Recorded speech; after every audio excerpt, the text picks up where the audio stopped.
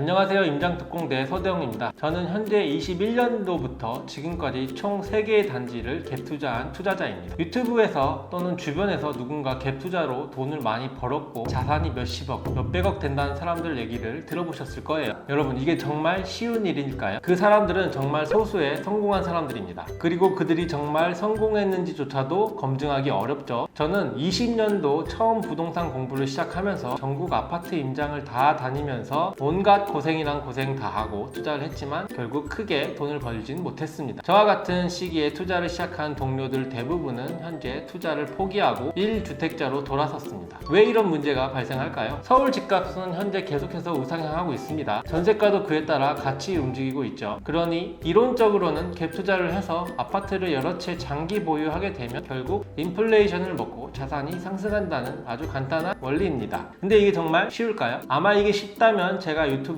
시작하지도 않았을 겁니다. 갭 투자로 떼돈을 버는데 뭐하러 이런 고생을 할까요? 오늘 이 영상을 끝까지 시청하신다면 실제 3개까지 갭 투자를 해본 제가 직접 경험한 것들을 바탕으로 어떤 리스크가 있는지 갭 투자를 할 때 주의사항 등 최대한 있는 그대로 알려드리도록 하겠습니다. 갭 투자 주의사항 첫 번째는 바로 갭 투자의 갭의 의미에 대해서 정확하게 아셔야 되는 겁니다. 갭이란 매매와 전세 가격의 차이죠. 투자자들은 이 갭이 적은 물건을 좋아합니다. 그럴 수밖에 없겠죠. 총알은 적은데 투자는 하고 싶고 적은 돈으로 높은 수익률을 내고 싶은 게 사람 심리니까요. 예를 들어볼게요. 지방에 매매가 1억의 아파트가 있습니다. 전세가는 9,500만 원이라고 할게요. 갭이 500이죠. 전세가율도 95%인 겁니다. 근데 여러분들이 만약 이 지역에 발령이 났다면 이 아파트를 매수해서 사시겠어요? 전세로 사시겠어요? 웬만하면 전세로 사실 겁니다. 아무리 매매가가 낮고 전세가율이 높아도 덜컥 매매하기 쉽지 않습니다. 왜냐하면 아파트 자체의 가치가 낮다고 생각하실 거니까요. 그런데 압구정 현대아파트 같은 경우 어떤가요? 매매가가 40억에 전세가 8억 정도 합니다. 갭이 32억이죠. 전세가율은 20%입니다. 이렇게 갭이 큰 곳은 어떤가요? 갖고 싶은 집이죠. 돈만 있다면 누구나 갖고 싶은 입지고 동네입니다. 그만큼 압구정에 대한 기대 심리가 엄청나게 높은 거예요. 대한민국 국민은 모두가 압구정이 좋다는 걸 알고 있습니다. 다만 좋은 아파트는 갭이 크기 때문에 투자금이 적은 영세한 투자자들은 접근이 불가능하죠. 갭 투자자는 모두 작은 갭을 선호합니다. 투자는 작은 금액으로 큰 돈을 버는 거니까요. 여기서 중요한 포인트를 이해하셔야 합니다. 갭 투자로 돈을 번다는 건 실제로 갭이 작지만 사람들이 아직은 잘 모르는 내재 가치가 숨어있는 아파트에 투자를 하는 것입니다. 앞서 예시로 들어드린 1억짜리 아파트의 전세가율이 95%이지만 이 아파트가 장기적으로 보유했을 때 가치가 상승할 수 있는지를 볼 줄 알아야 한다는 것입니다. 이거를 볼 수 있느냐가 갭 투자 성공의 관건입니다. 눈에 보이지 않는 사람들이 잘 모르는 가치를 보고 갭 투자를 할 수 있다면 사실상 이는 갭 투자가 아니라 가치 투자라고 볼 수 있는 거죠. 정리하자면 갭이 작은 아파트 중에 내재 가치가 있는 단지를 찾을 수 있어야만 망하지 않는 갭 투자를 할 수 있습니다. 갭 투자 주의사항 두 번째입니다. 단기적으로 돈을 번다는 생각을 버리셔야 합니다. SNS를 보다 보면 5천만 원으로 시작해서 5년 만에 자산 몇십억을 만들었다. 정말 신화 같은 이야기들이 많죠. 이게 정말 사실이라 해도 투자자로서 실력과 함께 상승장이라는 대운이 맞아야만 가능한 시나리오입니다. 그런데 이 대운이 내가 투자를 시작하고 1, 2년 만에 찾아올 수 있는 건가요? 그 침체기가 3년이 걸릴지 5년이 걸릴지 10년이 걸릴지는 아무도 모릅니다. 그러니 부동산의 상승장과 하락장 사이클을 이겨내고 투자에 성공하려면 장기적인 보유를 하셔야 하는 것이 필수적입니다. 사실 모두가 알고 있습니다. 저와 함께 투자를 시작한 동료들도 전부 다 알고 있었습니다. 그러나 1년, 2년이 지나다 보면 포기하게 돼요. 이유는 갭 투자한 물건이 역전세를 맞고 내 돈으로 그 부족한 전세금을 메우거나 돈이 없으면 대출을 받아서라도 메워야 하고 현금 흐름이 막히면서 생활이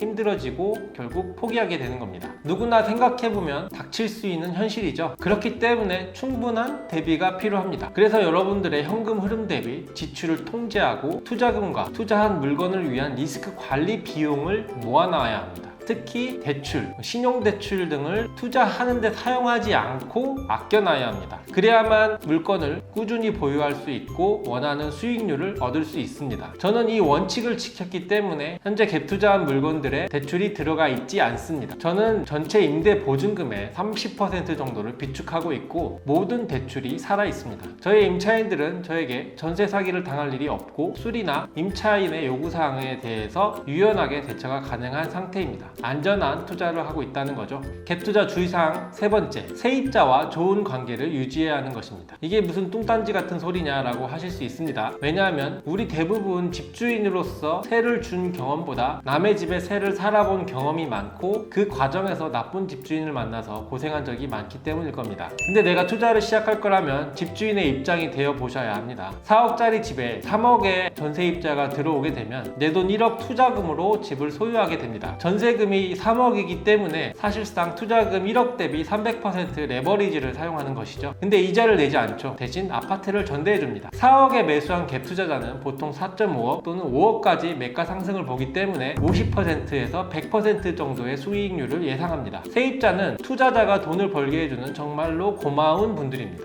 투자자는 좋은 집, 살고 싶은 집을 대여해주고 세입자는 목돈을 투자자에게 빌려줌으로써 투자 수익을 올려주는 거죠. 여러분들에게 돈을 벌게 해주는 이만큼 고마우신 분들이 있을까요? 하지만 금방 팔아버릴 생각하는 집주인은 당연히 세입자를 이렇게까지 생각하지 않습니다. 갭을 낮추기 위해 무리하게 전세금을 올려받고 수리도 잘 안 해주겠죠. 이렇게 세입자와 관계가 틀어지면 결국 어떻게 될까요? 매도할 때 높은 금액을 받기 힘들어집니다. 세입자가 집을 안 보여줄 거니까요. 실제로 매수를 위해 집을 보러 많이 다녀보신 분들은 부동산에서 세입자가 집을 안 보여준다고 하는 경우를 보신 적이 있을 겁니다. 세입자는 좋은 집에서 살면서 청약 등 내 집 마련의 기회를 보고 투자자는 투자 수익률을 올리는 윈윈 전략이 필요합니다. 이러한 마음가짐이 없다면 장기적으로 보유하기도 힘들어지고 인플레이션을 먹고 수익을 낼 수도 없게 됩니다. 오늘 영상을 요약해드리면 갭 투자를 성공적으로 하기 위해서는 첫째, 지역별, 단지별, 물건별 내재 가치를 파악하기 위해 정말 많은 시간을 투자해야 하고요. 둘째, 내가 투자한 물건의 가격 변동을 겪더라도 장기적인 관점으로 버틸 수 있어야 합니다. 셋째, 내 목적을 이루는데 동반자 역할을 해주는 세입자의 요구사항을 들어주면서 좋은 관계를 유지해 가야 합니다.